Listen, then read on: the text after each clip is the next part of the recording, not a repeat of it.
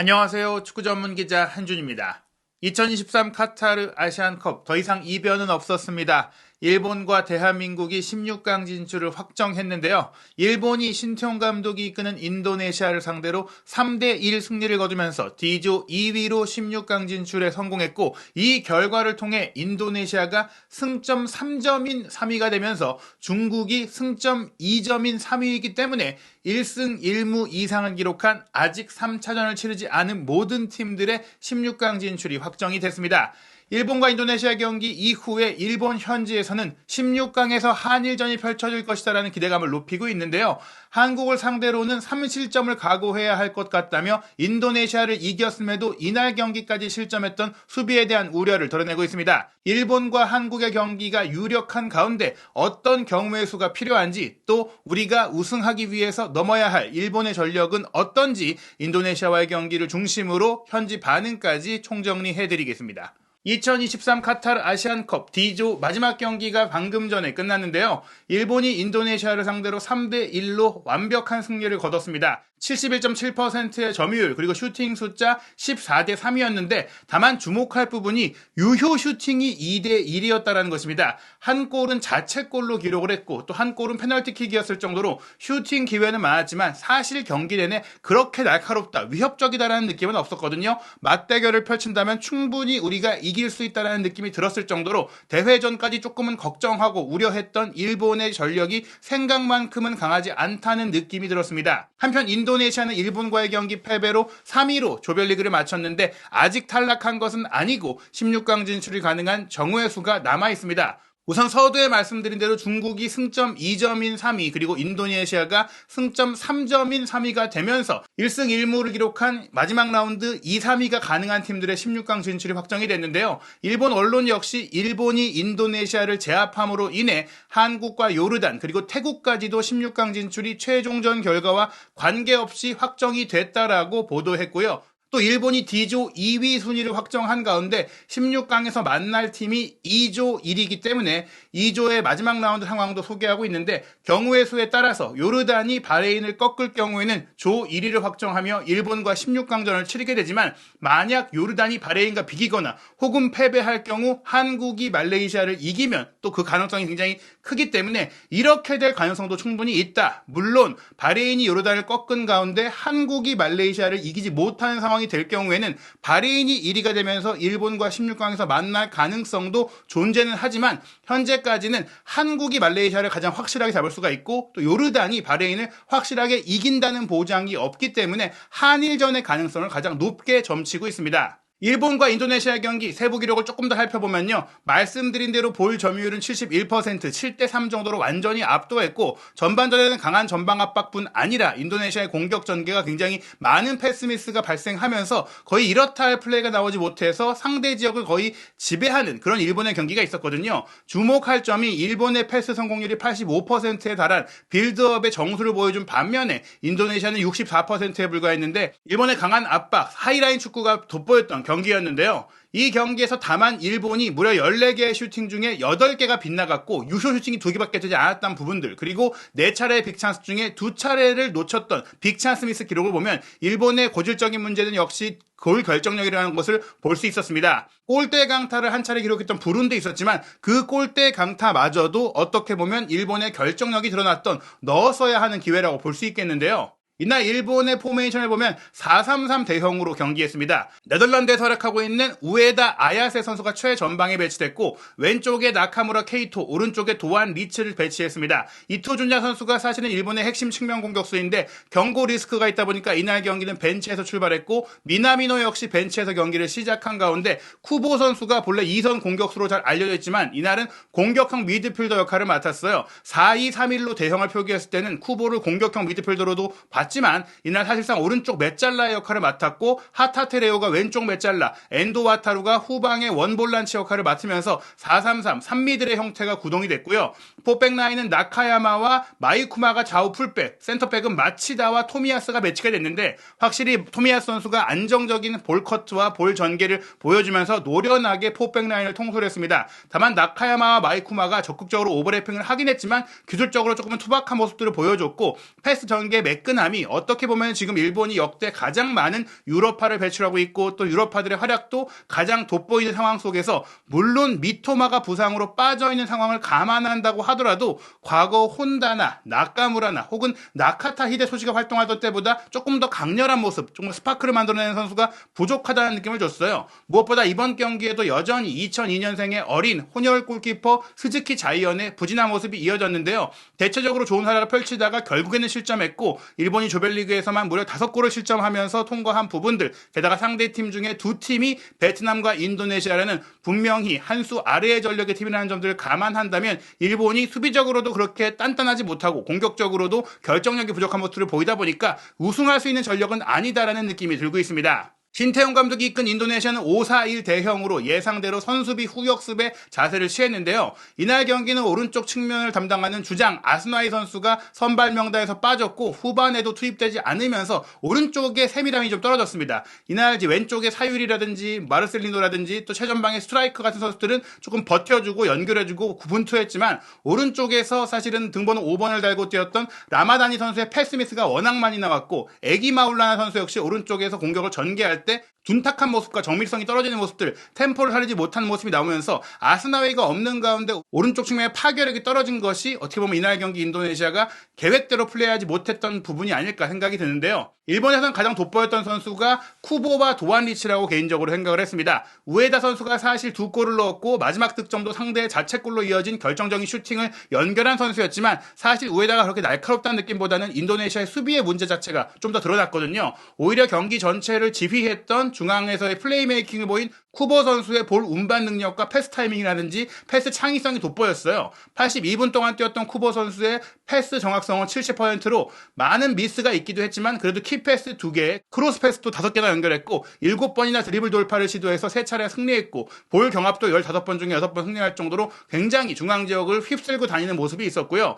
오른쪽 측면에 배치된 도안리치는 가장 날카로운 패스와 날카로운 슈팅을 때렸던 선수입니다. 물론 유효 슈팅은 하나도 없지만 가장 위협적인 타이밍의 슈팅을 연결했고 드리블 돌파도 3번 중에 2차례 성공할 정도로 돌파할 때마다 위협적이었고 패스 성공률도 83%, 키패스도 하나를 기록하면서 도안과 쿠보가 현재 유럽에서도 가장 좋은 폼을 보이고 있는 선수로서 본인들의 능력을 입증했다라고 볼 수 있는 내용이었습니다. 사실 일본이 인도네시아와의 경기를 쉽게 풀어갈 수 있었던 이유는 경기 시작 2분 만에 페널티킥을 얻어낸 덕분이었는데요. 도안리치의 전진 패스를 받아서 중앙 공격수인 우에다 선수가 오른쪽으로 커트아웃해서 빠져나가면서 공을 확보한 순간에 인도네시아 수비수인 조르디 아마트가 노골적으로 뒤에서 잡아서 넘어뜨리는 장면이 나왔어요. 본인은 억울해했지만 VAR 체크까지 실시됐고 여기서 명확하게 사실은 돌아서는 선수를 두 손으로 잡아서 넘어뜨린 것이 뚜렷하게 보였기 때문에 페널티킥이 아니다라고 판정할 수는 없는 상황이었죠. 결국에는 2분여의 시간이 지난 체크 끝에 온필드 리뷰까지 진행한 가운데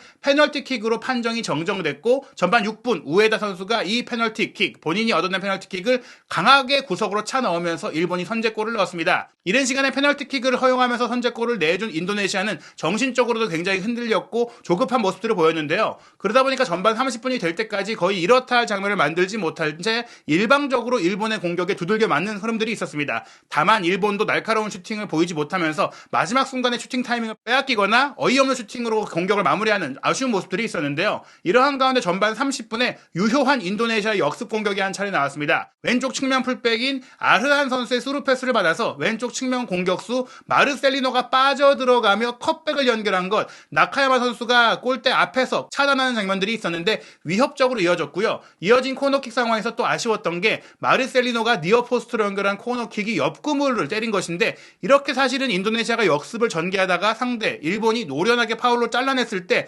세트피스 기회가 올 때마다 이렇게 어이없게 빗나가는 패스들, 황당하게 빗나가는 패스들, 사실 롱패스 전개, 사이드 전환 전개를 할 때도 사이드라인 밖으로 선수에게 정확하게 연결이 안 된 것은 물론이고 경기장 바깥으로 그냥 공이 나가버리는 상황들이 많이 나왔어요. 이런 부분들은 분명히 인도네시아 선수들이 많이 긴장했고 경험이 부족하다는 것들을 보여줬기 때문에 신태용 감독이 아무리 전술적으로 잘 준비를 했다고 하더라도 기본기적인 부분에서 패스 미스가 나온다면 어떤 것도 작용될 수가 없겠죠. 결국에는 이른 시간의 실점으로 인해 정신적으로 조급해진 것, 불안감을 느낀 것들이 인도네시아의 계획, 신태용 감독의 계획을 어그러뜨렸다고 볼 수 있겠는데요.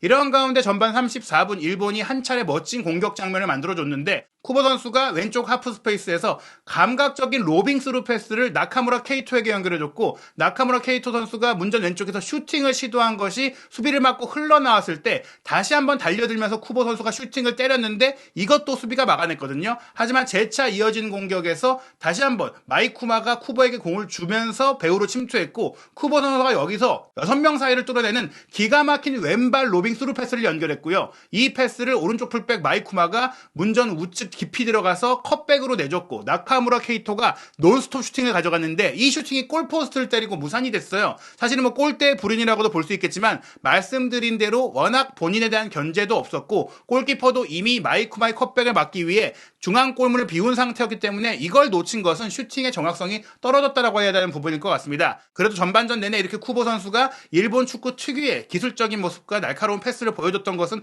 긍정적인 면이었는데요. 전반전을 1대0으로 마친 일본 77%가 가까이 점유율이 나왔고 슈팅 수 7대0이었는데 전반전도 이 하나의 유효슈팅밖에 없었던 부분들, 7번이나 슈팅이 있었고 빅찬스가 2개나 있었는데 득점이 결국 페널티킥으로밖에 나오지 않은 부분들은 일본의 공격의 효율성이 떨어진다는 것을 보여줬습니다. 후반전엔 신태용 감독이 조금 더 과감하고 적극적으로 지시를 내렸는데요. 후반 시작 5분 만에 항의를 하다가 경고를 받는 상황들이 있었어요. 이 경고를 받은 상황 이후, 사실 경고를 받았던 것도 후반 초반에도 여전히 인도네시아 선수들이 집중력이 떨어진 모습들을 보였기 때문인데요. 황당한 볼커트로 공을 잃어버린 이후 52분에 나카무라 케이토의 패스를 받은 도안 리치의 크로스 패스를 문전 우측 반대편에서 우에다가 무인지경으로 달려들어오면서 가볍게 밀어넣어 2대0을 만들었습니다. 사실 페널티킥으로 넣은 골이나 이 장면도 워낙에 마크가 없었기 때문에 우에다가 결정력이 좋았다고 말하기는 어려운 장면이었는데요. 그래도 좋은 위치 선정을 통해 득점을 했기 때문에 아사노 타쿠마가 조별리그 앞 2경기에서 보여줬던 부진한 모습보다는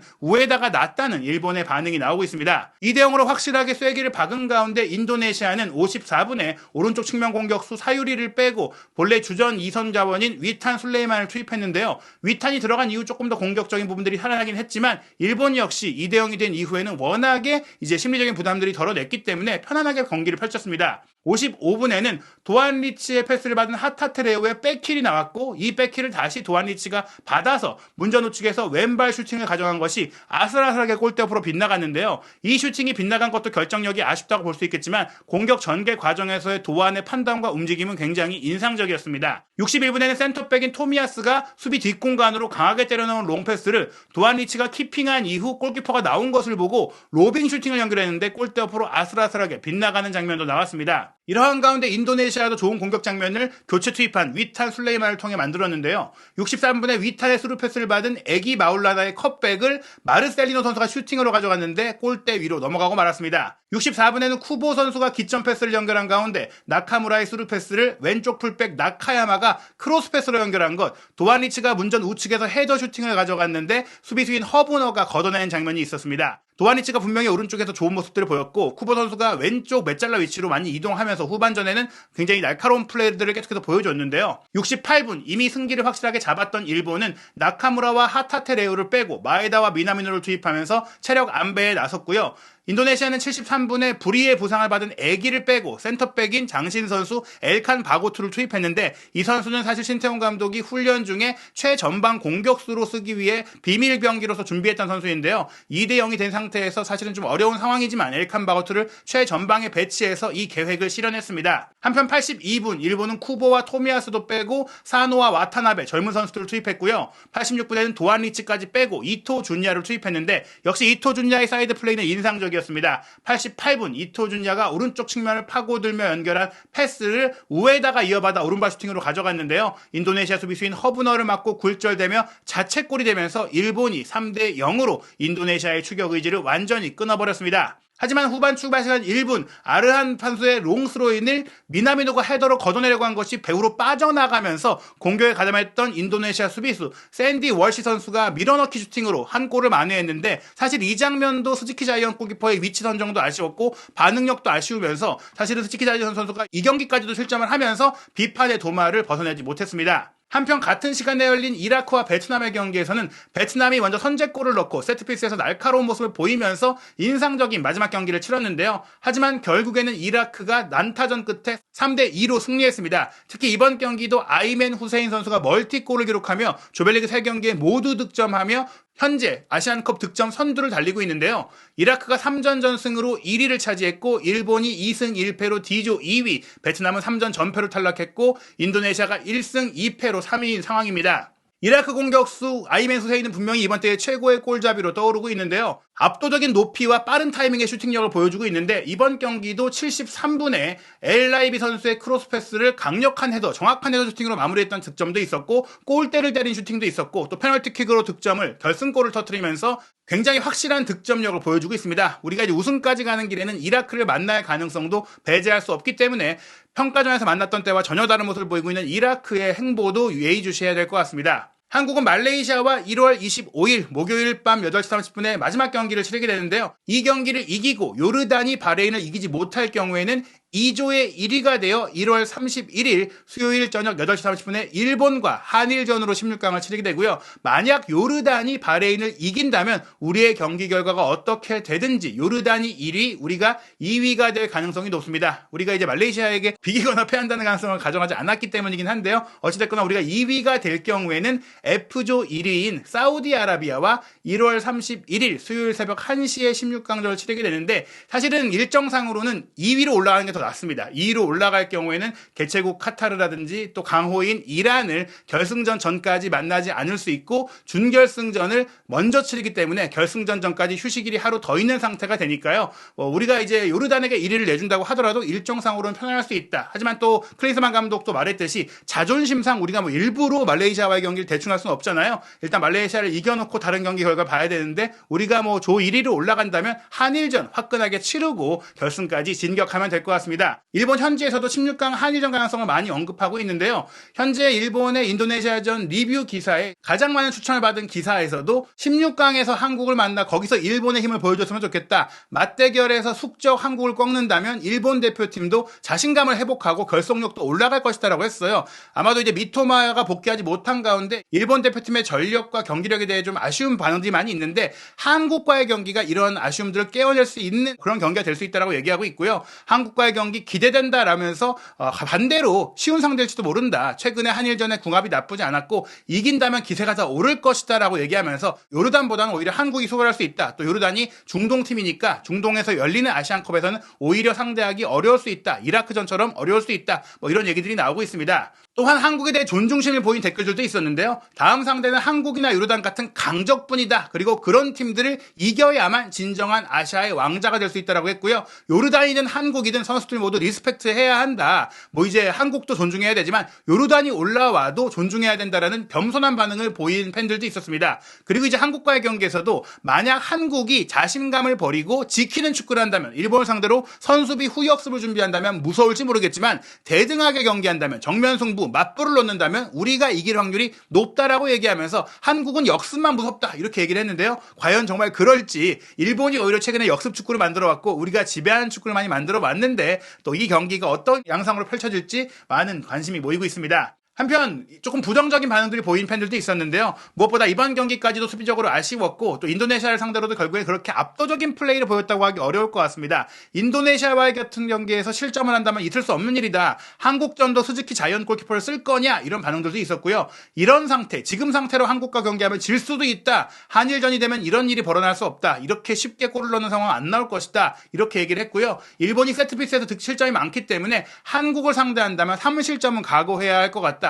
높이라든지 정확성이라든지 킥력이라든지 박력이라든지 이런 면에서 한국의 공격을 두려워하는 팬들의 반응이 있었습니다. 또 실점이네라고 말하면서 아시안컵 조별리그에서 5골이나 내줬다는 점에 있어서 한국전은 불안할 수밖에 없다라고 했고요. 한국은 이길 수 없겠지라고 푸념하는 반응도 있었는데 한국이 받을지 도망갈지 그러니까 한국이 조금 이제 실리적으로 경기를 한다면 어렵겠지만 받을 것 같다. 받겠지만 하면서 정면 승부를 하면 가능성이 있다는 반응들이 그래도 많고요. 또 다른 팬은 한국을 물리치고 우승하면 그만이다. 16강에서 만나는 거 상관없다. 어차피 우승하려면 넘어야 한다. 이런 반응들이 많았습니다. 한편 인도네시아의 16강 진출 가능성, 신태용 감독의 16강 가능성도 아직은 남아있는데요. 1승 2패로 3위가 된 가운데 한국이 속한 2조의 경우에는 요르단과 바레인의 경기 결과에 따라서 요르단이 바레인을 이긴다면 또 크게 이겨준다면 골득실 차에서까지 인도네시아가 바레인을 제치면서 같은 1승 2패이지만 살아남을 가능성이 있고요.